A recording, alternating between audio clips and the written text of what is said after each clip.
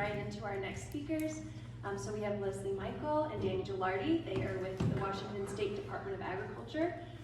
They are working with the Soil Health Initiative. So we have Leslie presenting first, and I've actually worked with Leslie. She used to be an employee of the Okanagan Conservation District, and during her pursuing her master's of soil science at Washington State University, she conducted research on grazing cover crops in a dryland wheat system in Douglas County. Yes, yeah. So, great. We are excited to hear from Leslie, and take it away. All right. This is working, right? Okay. And I think, let's make sure my slides. Okay, perfect.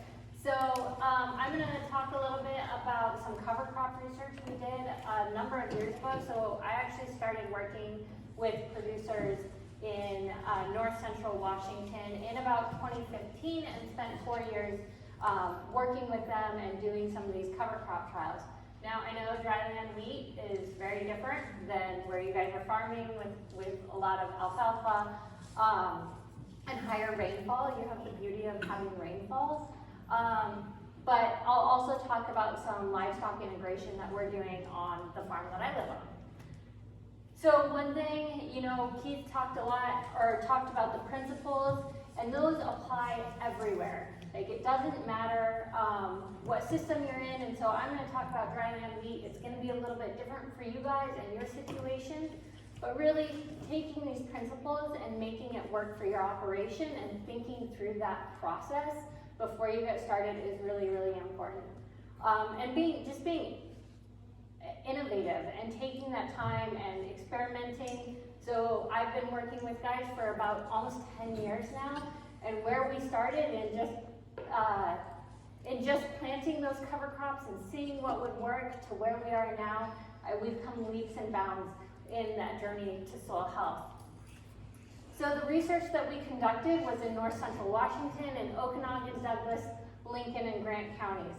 I worked with about 22 producers over the course of 5 years, and we collected information, everything from the full soil health suite to yield and protein and some of those. And I'm not going to get too much into the details of that, but I'll share a few lessons learned. So how we did this is a wheat fallow system that we were working in. And so we came in and planted that fall cover crop. We usually planted that when farmers could get out into the field, right? We planted 5-acre blocks. They were pretty small, not a high priority. We didn't actually have a lot of fall cover crops go in because it wasn't a high priority for the producer, and so we didn't get to see really good research on that. The spring cover crop, however, we planted that. Usually they'd get one spray application on it, plant it, and then let it grow for about 8 weeks. And then we did a summer cover crop of warm season. We plant that after risk of last frost, so in May, and then they would terminate that usually around 1st of July. And so we did this for 1 year, and then I had a producer come to me and he said, "Wow, we have all this nice green stuff out there, I'd like to graze it." So then we transitioned to another project where we started grazing cover crops. Mostly I'm going to talk about this and then transition to what we're doing now with grazing cover crops. So there's a lot of information. Green Cover Seed has a lot of resources on their website, but these are the things that we tried that we found worked really well and would grow in our 8-inch rainfall zone. Keith talked again about rye. Obviously that can be a problem issue for some of us, so we plant triticale, and we find that provides a lot of the same benefits of a lot of root mass, and so we're seeing the benefits kind of rye, but we're using triticale, which is a cross. Oats, sorghum, Sudan grass, and millet are also really great in our warm season mixes. It's nice to be able to have a legume in there. We tried a lot of different ones like fava beans, sun hemp, cowpeas. So we tried a lot. We didn't see a lot of growth from those, and maybe over time we would see more of that as we improve our soil health. But The winter and spring peas are what we found that grew well. We did try clover one year, and it took so long to get going, so in something that you plan to have a little bit more time for that cover crop, clover could be a really great choice. We really liked the turnips and the radishes, and sunflowers is something we have continued to use. The cows really like the turnips and the radishes, so when we go in and graze, we like to have those in. Especially in the spring, those roots kind of rot out and the cows will just go after the roots. They must be sweet, they love them. So this is kind of the results of our study. This is what we found after 4 years of data and a lot of plots over 4 counties. So on, we have this percent of yield, which is at 100%. So we collected data from the control, and so that is our control. And then you can see that when we look at, say, fall, let me look at this a little closer. So our fall, we usually got about 80%. 80% of those plots met 100% yield. And for our spring, that was closer to 75. Our summer did a lot better. 85% of those met the control yield or exceeded that. So those are kind of just a snapshot of the data that we collected. So, I mean, when you look at this, say cover crops are going to reduce yield, why would we plant them? And for me, that's really where we've started incorporating livestock and looking at livestock and how we can bring those in to help cycle nutrients. And there's a lot of other benefits to planting cover crops. You know, I think going into it, you have to understand that there could potentially be yield loss to that, but really what's your long-term goal? What are you trying to achieve? And so we're seeing now, after 10 years of doing no-till and a number of years of doing cover crops, we're really starting to see those yield bumps now. Not everyone has the ability to wait, 10 years, so totally understand that. So the lessons that we learned out of this is that we saw a high variability between plots. So what we saw in Douglas County was very different than what we saw in Lincoln County. And when I'm working on my master's, I was told you cannot say anything by county line. Like, county line doesn't work. But those of us from Washington, we know that county lines, those arbitrary lines that are drawn, are actually often based on geological features. And so we found that Lincoln County has very deep, loamy soils, and Douglas County has very shallow soils. And so we actually ended up seeing a lot better yield response from those plots in Douglas County versus Lincoln County. But one of the things we saw was a really strong correlation between soil moisture and spring. So our spring soil moisture, our spring cover crops actually reduced moisture. It had a bigger impact on it, whereas our summer cover crops had a bigger impact on nitrogen in the soil. And so one of the recommendations I have is I really think you should fertilize your cover crops. We don't want to put fertilizer out there. And on our farm, we are working towards reducing our inputs, but if we put fertilizer out there, we're giving that the best chance. So then I'm going to talk about winter stockpile. This is the stuff I'm really, really excited about. So, because I love cows and I go out there, we take a lot of pictures and that sort of thing. So we planted this, I think, in June. We planted a cover crop out there. I should have put a picture of what that looked like because I was so impressed with it. And then we've been grazing it. And so we put the cows down on this field. It's 275 acres in the 25th of November. It's surrounded by rangeland. So they have access to that. So we actually put them out on the rangeland and then we moved them to the cover crop about the 25th of December. And so right now we have a 75 days, I think, of grazing this cover crop. and they're still out there grazing. They're grazing through 12, 14 inches of snow and have been. We're providing some supplemental feed to them. We're not supplementing them as much as, or that we would feed them normally. But you can see this steer has his face covered in snow. They're eating through it. So I'm going to give you some numbers, because I like numbers. And I had a really funny conversation with Dan yesterday when he was giving me these numbers, and I sort of looked at them and I said, how do you even afford to farm that field, right? Because it's some of our worst ground, and he's like, it's not, that's why we're doing this. So, so our costs, we look at fertilizer, herbicide, seed, planting costs, and harvest costs. We kind of figured that was $155 an acre if we were to go out and plant business as usual, which would be wheat fallow.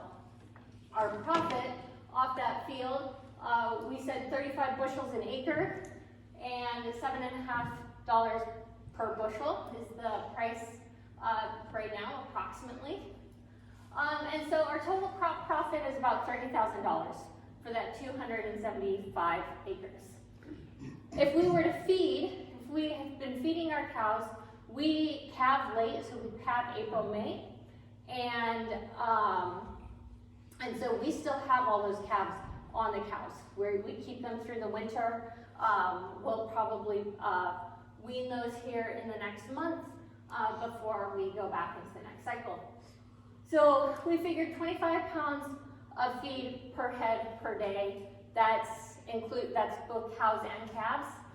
We had 250 head out there, 120 days, so that's from end of November when we would have pulled them off, and $310 per ton. So we're looking at total cost for that would be about $116,000 to feed those cows. You guys are ranchers, are those numbers pretty good? Okay. So with the cover crop, we didn't put fertilizer on that. He's like, oh, I had a little bit of fertilizer in the first load. Whatever, most of the field was not fertilized. So we paid about $25 for seed on that, and we actually used some old seed that we had sitting around. $20 to plant. We did one herbicide application before that. So our total cost was $16,000. And then with the grazing, we're only feeding 10 pounds of feed. A couple years ago when we did this, we only had to feed for 30 days because we didn't have as much snow. This year we have more snow, we're feeding. So hopefully this is a worst case scenario. Same numbers, we figured that total cost is $34,000, about $35,000. So when we're talking about this, we're talking about how much money did we lose, right? And it doesn't look at, we're going to give salad steers or whatever. But with the cover crop cost and the feed cost, we had a net loss of $51,000. If we did business as usual, that cost was $86,000. If you add the feed and the cover crop. So our net savings in doing this was $35,000 between business as usual and grazing the cover crop. So there's really a huge savings here in how much we're paying for feed. I think that's my last slide. I really think that when we integrate livestock and we're moving towards soil health, that's really the best way to look at this, is by integrating livestock into that rotation. Because we need those livestock, they're gonna help cycle those nutrients much more quickly than we could on our own. And the dollars pencil out when we start talking about being able to feed that to cows rather than it taking more time to go through this one. So I'm gonna pass it over to Danny, and she's gonna talk about soil sampling. And have any of you guys worked with your local conservation district and done soil sampling in the last couple of years? Awesome. So, and we're doing that again, so some of you might be participating. Applications are due today, so we'll see. We gotta get my presentation over if you want questions. Oh, yeah, I can take questions.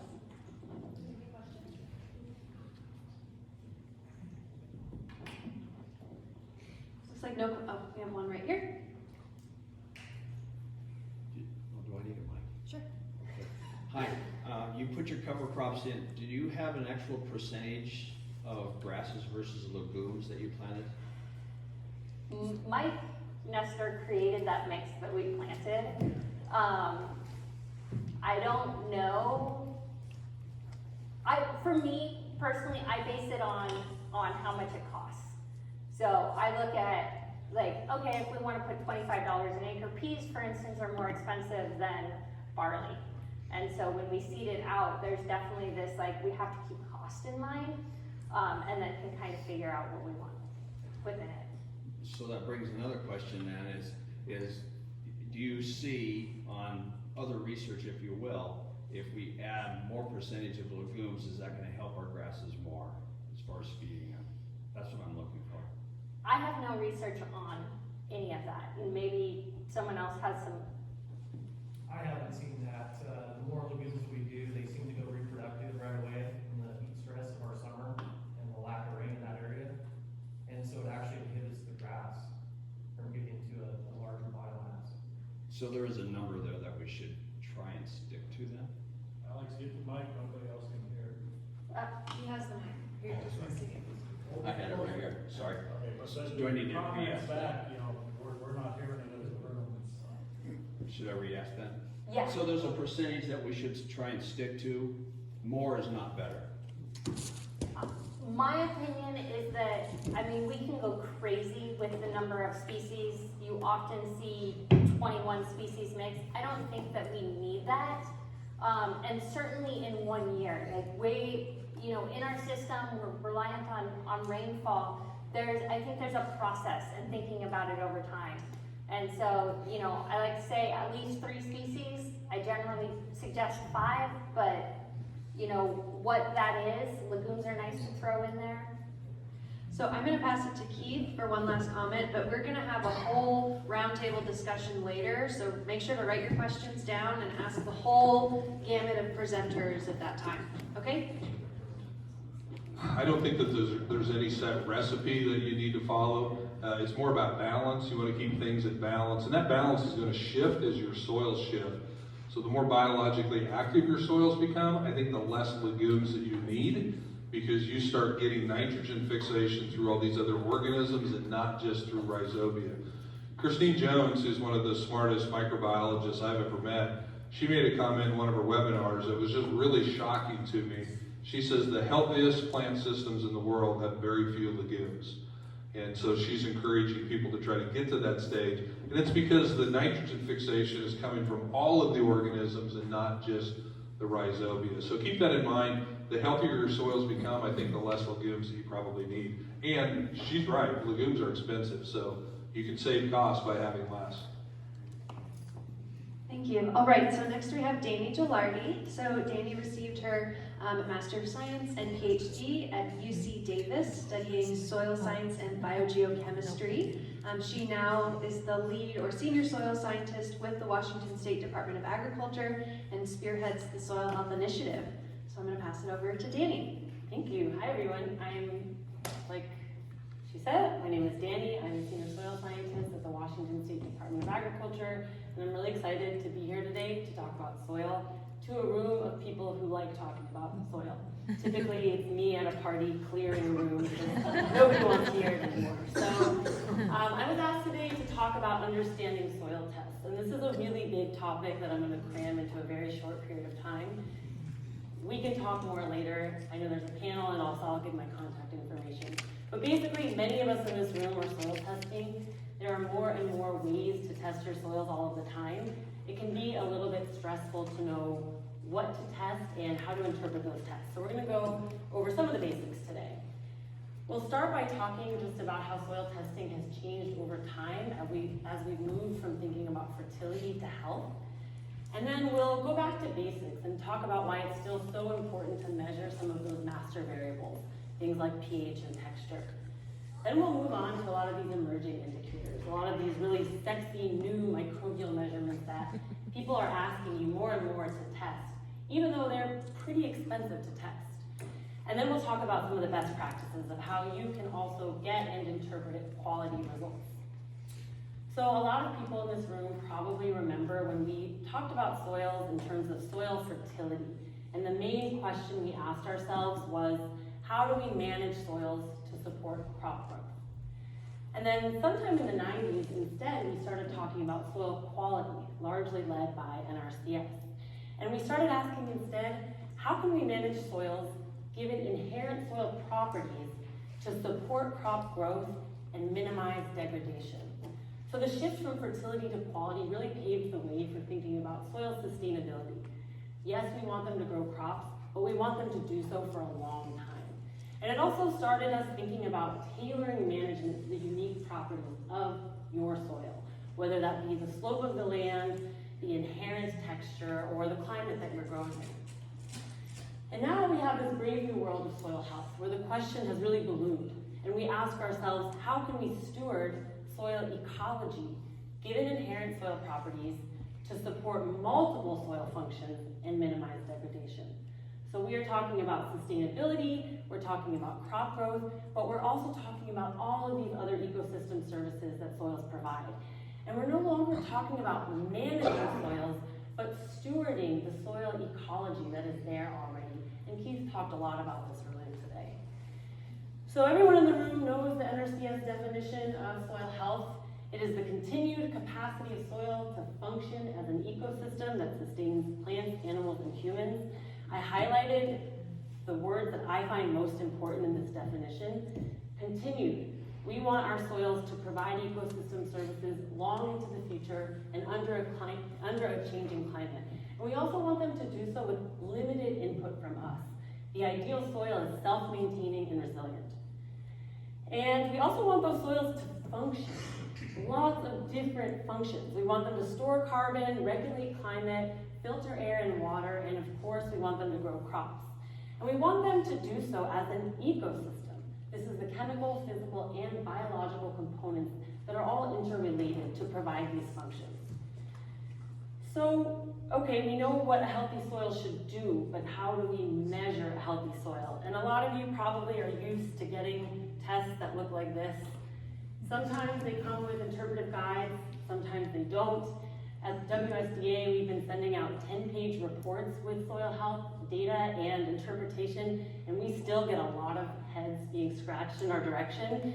So today, I'm not gonna be too prescriptive and say that a healthy soil should have 50 parts per million of carbon or 40 parts per million of this. What I'm gonna do is really talk about things in terms of less is better, more is better, or optimal range. I don't think there is such a thing as a benchmark soil health indicator level. What we really want to be encouraging people to do is test and then push themselves to either higher or lower some of those numbers, but never to a specific target because all of our soils are so different from one another. So I'm going to start by just talking about soil texture. It is the least sexy indicator. We have been talking about this for soil eons. However, it cannot be overestimated how much this indicator has to do with all of the others that we measure. So here we have the soil textural triangle. Many of you are probably familiar with this. This is where you add up your percent sand, silt, and clay and determine whether or not you have a silty loam or a silty clay loam. But I want to put this in context by describing just what silt, sand, and clay really are. So this big yellow circle here is the approximate size of a sand particle. And then you have 100 times smaller, a clay particle, which is very tiny. And so even though these particles don't look different to the naked eye, we're talking the difference of a basketball with a sand particle, a golf ball with a silt particle, and a pea with a clay particle. And of course, each of those particles function really differently in the soil. So, of course, they have a lot to do with the soil physical functioning. A clay soil may pond water at the top and have a really hard time infiltrating water. A sandy soil may have a really hard time holding on to water and supplying it to the crop. And then there's this sort of optimal range that you may hope for, which is where your sand, silt, and clay allow water to infiltrate in, but then also hold it for supply to the crop.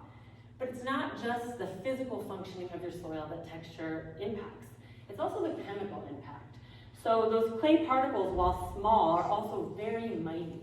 They have a huge surface area to volume ratio and have a really negatively charged surface area. So it's the clay that provides a lot of the cation exchange capacity in your soil and helps you supply things like calcium and potassium and magnesium to your crops. So there are many ways to measure soil texture. If you don't have any money or any time, you could hop on an app. I have a QR code on a lot of the resources that I'll show today, so you can scan those with your phone. But there are many different tools that have been built on top of the NRCS Surgo database. This is one of my favorite because you can literally just click a button on your phone and it'll tell you the soil texture of where you are standing. You can also enter an address. But of course, some of these were mapped a long time ago, and so they're not necessarily accurate or may not actually include your farm. So it is good to measure them as well on your farm. So it's measuring the mixture of sand, silt, and clay. It's about $20 to $30. 5 out of 5 labs are going to provide this, so it's really easy to find. And because texture cannot be changed with management, you will always have the same sand, silt, and clay. You really don't need to measure very often. Honestly, once is probably sufficient. And so this is going to vary by depth and across the field, so you may want to get textural measurements from different parts of your farm. But again, this cannot be changed.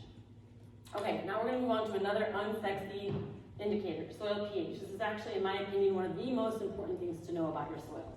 We all know that what soil pH is the concentration and activity of hydrogen ions. So over here at the acidic range, we have tons of hydrogen ions. Over here at the alkaline range, many, many fewer. And then we have this kind of optimal range here where we want plants to be growing between 6 and 8. And so just to really go over some of the basics here, there is a lot of ways that pH impacts your soil. First, remember I talked about the clay having a negatively charged surface area? Well, that charge actually does change based on the pH of the soil solution. So over here in the acidic range, you are not likely to supply much calcium, magnesium, or potassium to your crop. In fact, all of those cation exchange sites are going to be full of hydrogen. And over here, you will actually increase your CEC all the way at the alkaline, but the problem is a lot of those nutrients will actually bind to other nutrients at alkaline pHs and become unavailable for the crop. So Keith showed a version of this. This basically shows you that in that optimal range, nutrients are most available to the crop. And this is a slightly different version than the one he showed because it also includes things that become toxic at acidic pHs.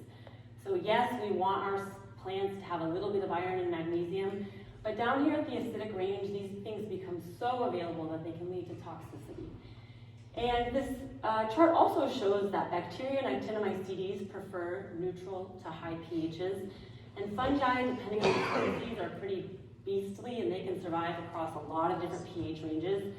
But I like to show this to really illustrate that pH is thought of as a chemical indicator, but it has such a big impact on nutrient availability, but also your microbial communities. So it helps to illustrate that all of these things are related in an ecological system. pH, super easy to measure, super cheap to measure. You can have a handheld and do it yourself. Every single lab is going to offer this. You do want to measure this every year. One of the worst case scenarios is that you're not measuring this and over time it is creeping in one direction or the other and you don't know. So fertilizing activity can acidify your soils. There's a lot of different ways this changes with management over time. Luckily it's very cheap to measure. And if you do encounter a problem, it can be lowered with sulfur, raised with lime. Of course, the idea is to not have to input some of those things. And like Keith mentioned, high soil organic matter will buffer your soil against some of these changes. Okay, moving on to soil organic matter. That rich brown batter from which all cakes are baked. Why do we all talk about it so much? Soil organic matter is really the kind of engine that drives a lot of the ecosystem services that we talked about earlier. So basically what it is the part of your soils that is not made up of mineral, air, or water. It's something like 1 to 5% of most agricultural soils. It is made up of about 58% carbon. And the rest of soil organic matter has a lot of different plant nutrients, from phosphorus and nitrogen and sulfur. And basically, you have all of these different carbon-based inputs, whether that be dying animals, macrofauna, megafauna, root exudates, plant litter, all of that goes into your soil, gets processed by the microbes, and comes out the other end as soil organic matter. And soil organic matter has so much to do with the ecosystem services we talk about. It has nutrients in it. It also has high cation exchange capacity, so it holds nutrients in solution. It can buffer your soils against changes in pH. It can take that texture of your soil, which is inherent and cannot be changed, but alter the functioning of that soil. So if you really have a very rich clay soil, you need organic matter for soil to infiltrate. If you have a very sandy soil, you need organic matter to help it hold on to that. And as Keith also mentioned, more is better. The more soil organic matter you have, the better. So it's really measuring carbon-based molecules, mostly microbial. Depending on the method, it can be $15 to $40. Most labs will offer this. You do not need to measure this every year. This is one of the biggest, in my opinion, misconceptions in the soil health community, that you're going to cover crop once and this is going to change dramatically. Or you are going to reduce tillage and next year you should see an impact. Remember that soil organic matter is a very long process of the microbes building their own bodies and their own communities, turning over and returning some of that soil organic matter to the pool. It doesn't happen overnight. So you can measure this every 5 to 10 years to start to see a change in your management. It is impacted by context and management. So it's a lot easier to build soil organic matter in a cool climate where there's a lot of rain than it is in an arid climate where it's really hot. But of course, management, especially the soil health principles that we saw earlier, have a lot to do with building soil organic matter as well. You don't need to measure soil organic carbon and soil organic matter because, as I mentioned before, soil organic matter is about 58% carbon. So if you measure one or the other, you can quickly calculate between the two. And this will save you some money because a lot of people in a soil health package will try to sell you both. And finally, not all soil organic matter is created equal. This is, again, a big misconception in the soil health community that if you take a test once and it shows that you have high soil organic matter, then your management must have overnight changed something. The truth is that soil organic matter is an umbrella term for all of these different individual carbon pools. And what you may be seeing if you see a change over just one season is actually particulate organic matter. So this is made up of mostly plant litter that hasn't yet been decomposed by those microbes and is not long for this world. It will eventually decompose and much of it will respire as CO2. So there is a long process by which plant litter goes from particulate organic matter into the bodies of microbes. The bodies die, they have all kinds of excretions. It forms soil organic matter, and then eventually you hope that it becomes associated with the minerals in your soil and protected. But the truth is there's just as many pathways to lose that carbon. We need to mineralize that carbon to supply nutrients. Some of it can be leached. A lot of it is respired through microbial respiration as CO2, and some of it can be lost. So this has led to a ballooning suite of different carbon measurements you can take in your soil. I'm just going to talk about a couple because I'm limited on time. I think this is one of the more important ones. Permanganate oxidizable carbon, or POC. 5 minutes. Okay, woo, we're going to go quick here, folks. So, permanganate oxidizable carbon, it shows a change in management much quicker than soil organic matter. So if you see a shift in this after 1 to 2 years, this is really showing you a fraction of carbon that has recently been processed by microbes into soil organic matter. We talk all about the science of that, but I won't. You can measure mineralizable carbon. This shows you the activity of your microbes. So they take soil, they wet it, and they measure the respiration coming off of it. More is better. It means that your microbes are cycling carbon, that they're active, that they're there at all. Also called respiration and soil beta burst test. You can find this in many labs, $25 to $40. Okay, moving on. Soil nitrogen, similar to carbon, tons of different pools, tons of different transformations. This one is often measured Yeah, okay, this is a similar figure to the carbon one where I show how it's added, how it's lost, how it transforms between the things. In organic pools, this is what's plant available. We're talking ammonium and nitrogen. This one needs to be measured every year. You do not want to add those things if you already have them in your soil. It leads to environmental problems and to a loss of money. Commonly measured, changes frequently. You could honestly measure this multiple times a year, and that would be a good idea. Organic nitrogen pools, not commonly measured. These things are not plant available. However, a big organic nitrogen pool indicates that more of it could be mineralized for your plants. More is better on this one. There are different measurements of organic nitrogen, which we will go over, and then total nitrogen, similarly not commonly measured, but commonly available, and you can always ask for that. Okay, potentially mineralizable nitrogen, similar to mineralizable carbon. This is an incubation. It's a 28-day incubation, so it can be very expensive to test in the lab. But what it gets at is how much of that organic nitrogen may become plant available over the growing season. So this can help you understand whether or not you do need to fertilize later in the season, because you know whether or not some of it will become available from the soil. Like I said, more expensive, not a lot of labs do it. You can get WSDA to pay for that, many of you already have. Okay, soil protein. This is another form of organic nitrogen. This is about the proteins in the microbes. There are many, many different kinds of proteins. ACE refers to the extraction method by which we get this protein out of soils. And this is well correlated with aggregate stability because these kinds of proteins are stickier and help all of those different soil particles bind together. This shows you some of the organic nitrogen that could become mineralized for crops, and it also shows you whether or not your soil is moving into a direction to become more stable and more resistant to erosion and runoff. So many soil biological tests.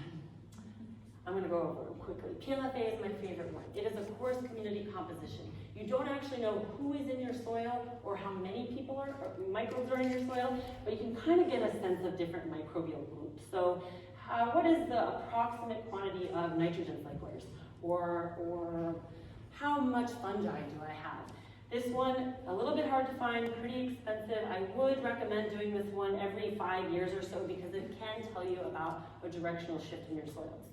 DNA sequencing, very expensive, in my opinion, not worth it. And people will try to sell you growers this test because you can make a lot of money and you're going to get back a huge data sheet that even as a PhD soil scientist, I could not read. So if you want to work with your local WSU extension folks, chances are they don't know how to read either, but you can try your best. I wouldn't necessarily recommend off of the street just paying for this test.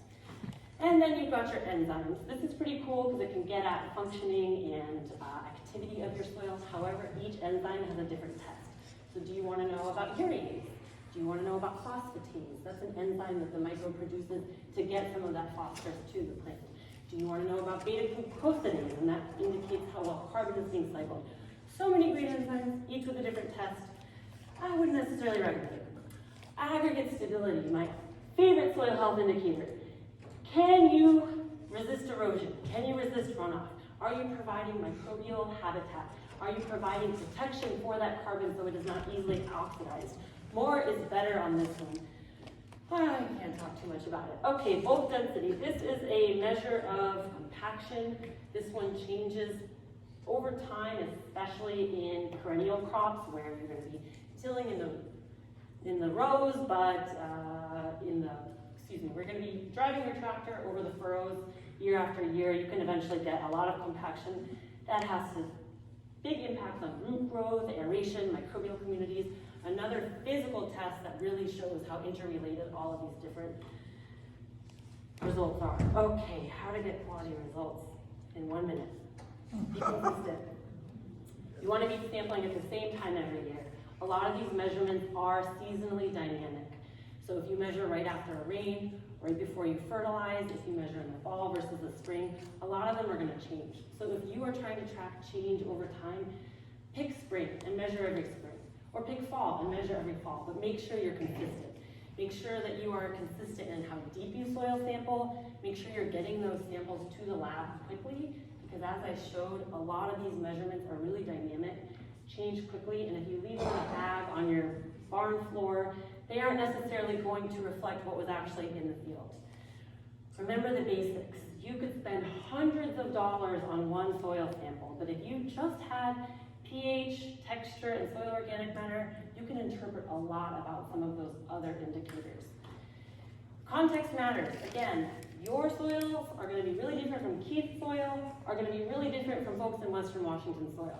So if someone is telling you your soil isn't healthy because some of these indicators are lower than mine, make sure you find out what their context is, because it really does matter. And be patient. Like I said, soil organic matter takes a lot of time to change. If you are looking for something immediate, there are other ways to look into the soil, permanganate oxidizable carbon being one of them.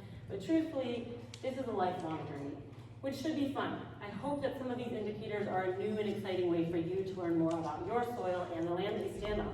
Tons of resources, won't go over them, QR codes for each of them. However, I'm going to talk about two. SoilCon is our Washington Soil Health Initiative annual conference. It's next week.